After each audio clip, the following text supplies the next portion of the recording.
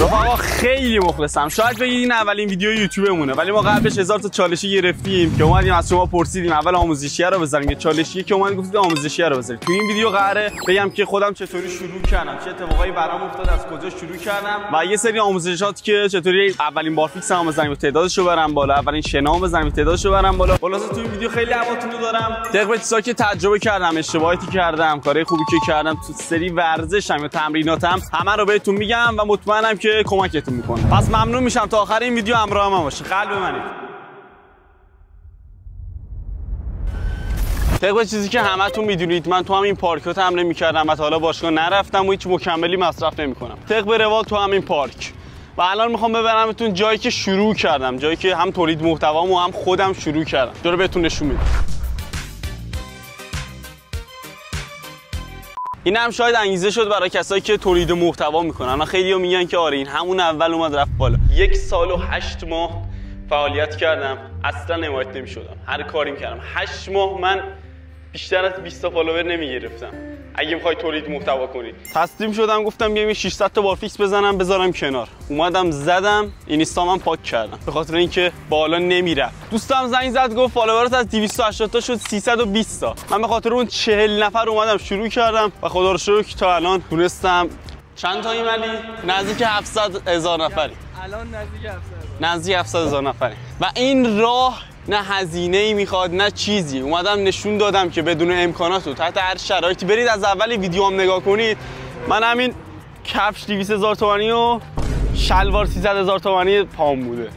چیزی که اصلا نه کلاسی نه چیزی. آقا ما خودمونیم.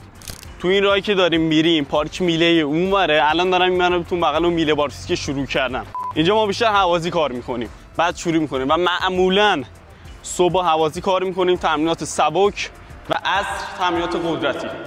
اما خسته نباشی. بلازم لاتیشو پر کردش. آقا اسلام شهری که ما داریم زندگی میکنیم فکر کنم خیلیاتون میدونن که چطور شهریه. خیلی خطرناکه اینکه مخصوصا ساعت 4 صبح بیام، یعنی تو کافی و گوشتو اینجوری بگیری ازت میزنن. تا الان 3 بار گوشیمو زدن، کیفمو زده بودن، خودتون دیدید. تو اون کیف من یعنی بهترین لباسم که خاطره باش داشتم، لباس آبی، الان ویدیوشم براتون میذارن. یا دستکش و تناب و پایا همه چیم تو اون بود. خیلی خطریه اینجا، ولی خب اومدیم با همین شرایط ادامه بدیم. بعد اینکه اینو گفتم فیلمبردار یه طوری پایه رو گرفته، پشمای من ریخته. من چنان تعهدی دارم رو چیزایی که شروع کردم، حتی از همین شلوار. این میله بارفیکس میله بود که باعث شد خیلی چیزا برام من تغییر کنه، به خصوص همین تولید محتوا. اگه این نبود شاید شما الان منو تماشا نمی‌کردید و هر موقع رد میشم عادی شده. ملت میان با این سلام علیک میکنه. آره همینجا شروع کردیم. اومدم 600 تا بارفیکس زدم با دامنه چرت و پرت. دامنه اینجوری بود. اینجوری بود. ولی خب الان اومدیم دامنه رو کامل کردیم.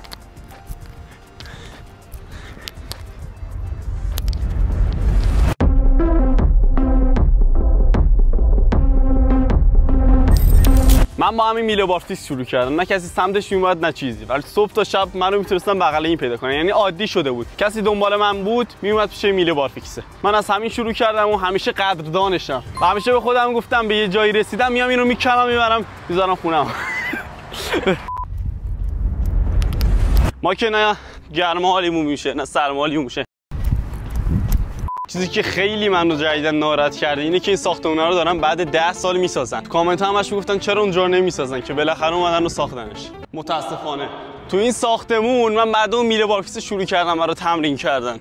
یعنی هم ترس از ارتفاعمو از بین برد، هم باعث شد بارفیکسم قوی تر بشه. یعنی مثلا میله بارفیکس نیست که تو اون لبه میزدم، زوم کن میله نیستش و باعث شد که تو بارفیکس خیلی پیشرفت کنم. یعنی این پارک میله‌ای هم که تمرین میکنم میلهش اصلا اندازه دستمون نیست، بزرگتره که باعث میشه میله بارفیکس معمولی برامون خیلی راحت تر بشه. آره خلاص اومدم بگم که یکی از امکانات ضعیف ما همینه.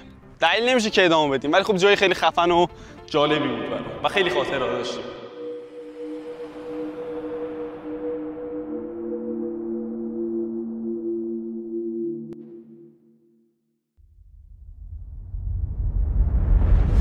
آقا اولین ماسلاپی که من زدم اینجا بوده.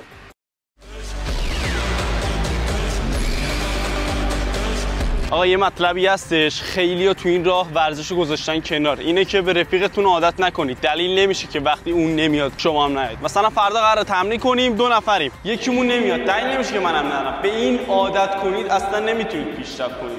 و این که آقا طرف میاد شروع میکنه، خیلی هم خفن شروع میکنه، خوب ادامه میده، انگیزش هم گرفته، یهو میبینه مثلا معذورات شکم هم در نمیاد یا آب نمیشه، به خاطر اون خیلی اعتماد به نفسش میاد پایین.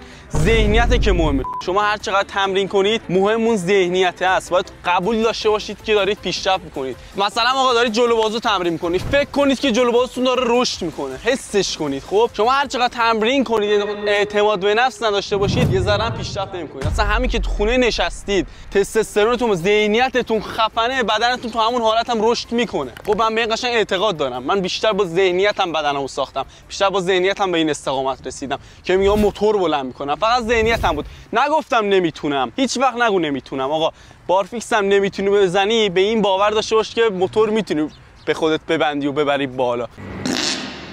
فقط به خودت ایمان داشته باش.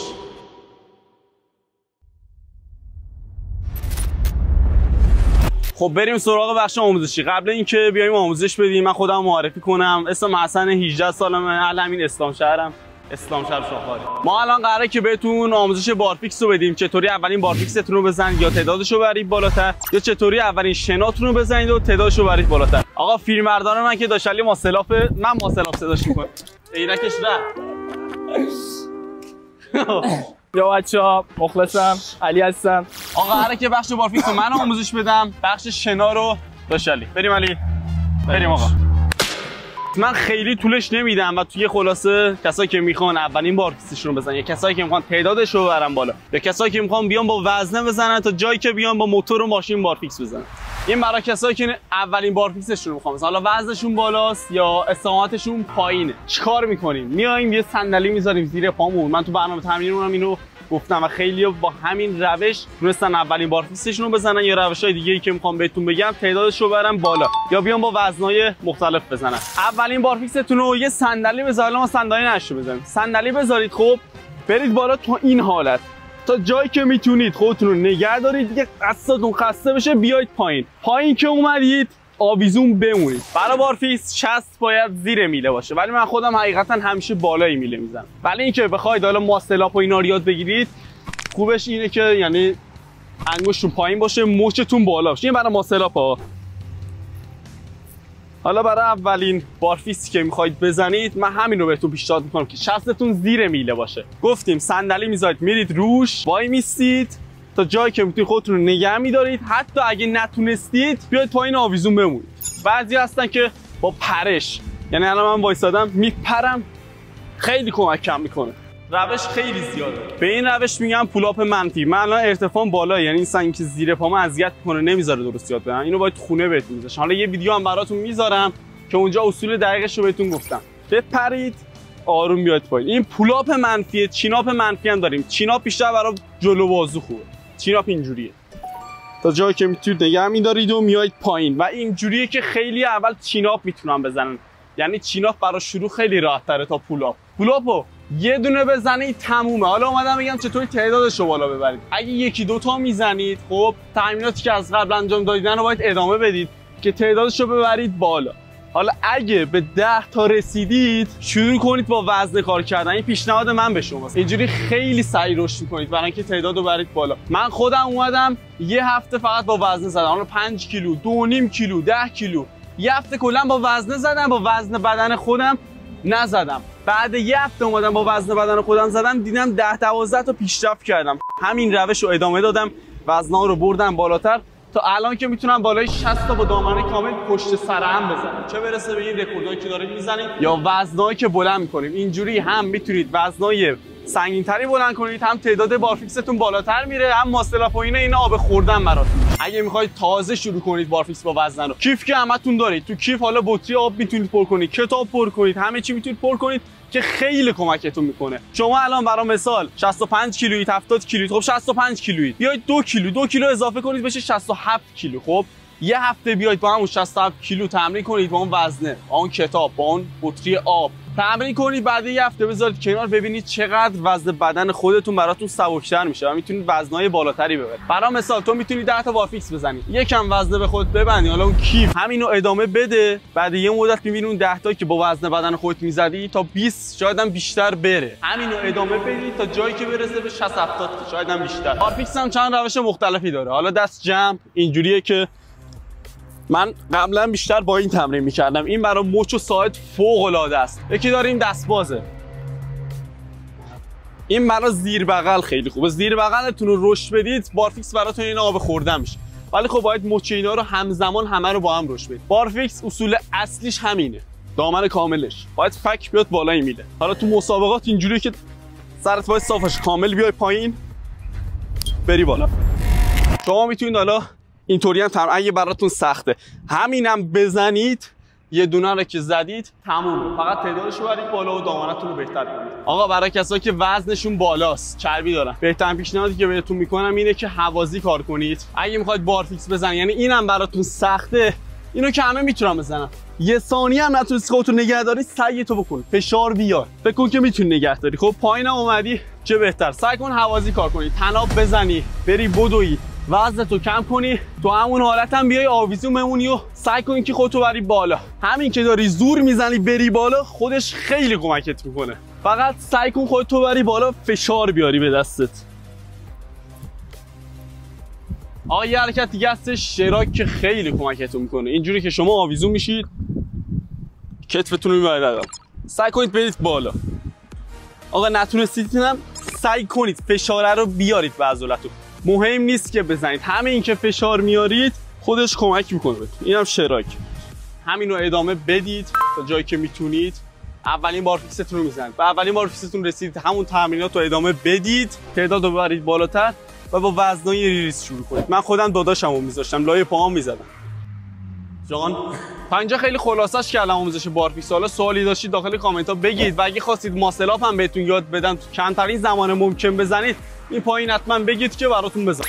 مکمل همیشگی من همین آب بوده و هست.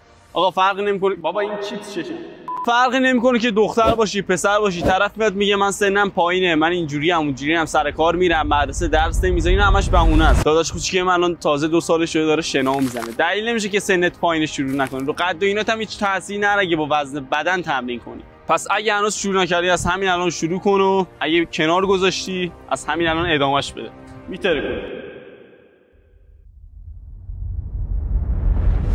بچه‌ها برای شروع کلا ورزش و تمرین بهترین حرکت شنا. هیچ بهونه‌ای هم مثلا یه نباید داشته باشید. بیشتر از شنا شروع می‌کنید. اگه خیلی دیگه مثلا اضافه وزن دارید یا براتون سخته، چجوری باید زانوتون روی زمین باشی شنا بزنید. شروع کنید مثلا روزی 50 تا ست 5 تایی بزنید، 10 تا ست 5 تایی، 50 تا رو که زدید مثلا. بازم میگم حتی اگه نتونستید این که فشار میارید خودش خیلی کمکتون میکنه که بزنید. شاید هم دخترای مثلا دارن ویدیو رو میبینن، دختران داخل پیج باشه، برای شروع شنا بهتره که پاتون رو زمین باشه. پس چی شد؟ دست موازی سینه تا پایین میری میای بالا. پیشرفت اینم این بارفیکس دیگه. میتونید اگه تعدادشو بالا ببرید، من بازم همون وزنه رو بهتون پیشنهاد میکنم. یعنی یه کیف بذارید توش بطری باشه یا نه. شنا رو قطعا میتونید بزنید. اینا مثل همن، فقط حرکتشون فرق میکنه. شنا چند تا حالت مختلف داره. عادیش که همینه. این الماسیه که پشت بازو رو کلا درگیر میکنه. دستتون یه حالت مثلث باید بگیره. آره. این آرچره که اینو زیاد پیشنهاد نمیکنم بزنید. اینا فکر کنم بهش ارتشی میگفتن.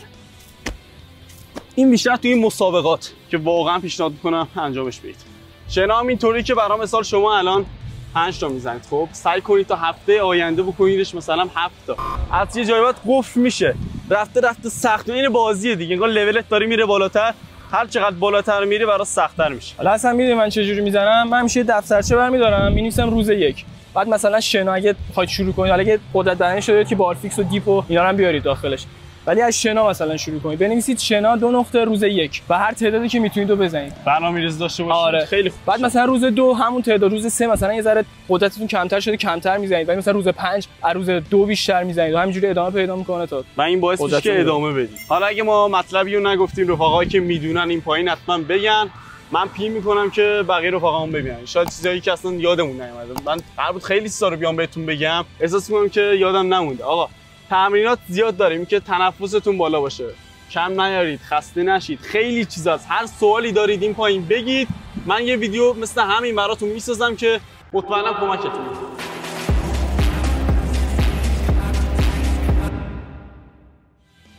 آقا من بازم میگم هر سوالی دارید یا چیزی میخواید ازش ویدیو بسازیم این پایین بگید. بارفیکس رو بیشتر توضیح بدیم. شنا رو تغذیه‌تون چی باشه، هوازی چی تمرین کنیم، رزمیکار یا هر چی هستید بگید. ما سعی میکنیم که به بهترین نحو ممکن بهتون بیایم و آموزش بدیم. بچه‌ها اولین ویدیومونه یه هدیه برای شما داریم. کسی که بیشترین کامنت رو زیر این پست بذاره قراره که بهش 3 میلیون تومان پول نقد بدیم و ویدیوهای بعدیمون هدیه رو خفن‌تر میکنیم و همه اینا به حمایت شما بستگی داره. من زیاد از یوتیوب سر در نمیارم. سابسکرایب به زنگوله از کامنت هوامون رو داشته باشید. ما برای شما سنگ تموممون میذاریم و واسه افتخاره که بتونم کمکی بهتون کرده باشم و این خودش برای من بیشترین انگیزه است. امیدوارم که تا اینجای ویدیو خوشتون اومده باشه. مرسی که تا اینجا با همون بودین و عشق نمتون. پیس.